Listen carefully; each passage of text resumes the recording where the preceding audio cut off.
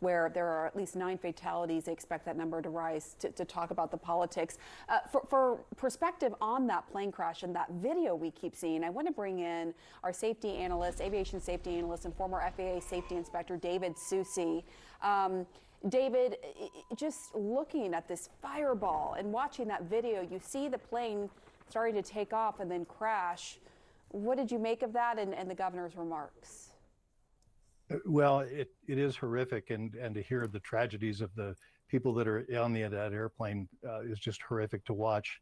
The transition and his comments about the help and the assistance, of course, it was interesting how he switched that over to the political realm.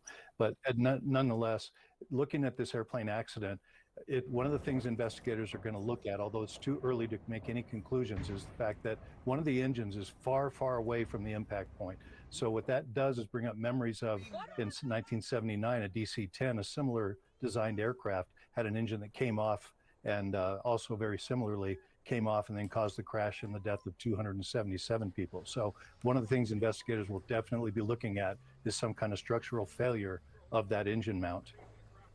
What kind of plane was it? It was a MD-11, which was the McDonnell Douglas version of the DC-10 later. It's longer, it has a glass cockpit. It was made to be for a longer haul and more people, but it really didn't go very far.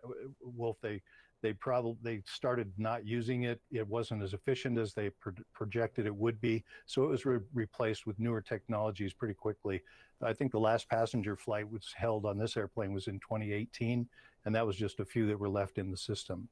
Yeah, awful, awful. With the video that we see of that explosion, it's really painful, and I'm sure a lot of people are wondering, is it still safe to go out there and fly? Yeah, but as he said, the plane that in this video it's not in service for commercial flights, right, David?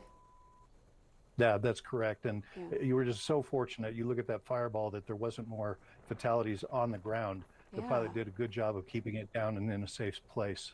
The pilot must have known what was about to happen and did that. But it's just, as you heard there from the governor, we do expect the number of fatalities to rise. Right now it's at 9. There are still families who are reporting they're missing their loved ones.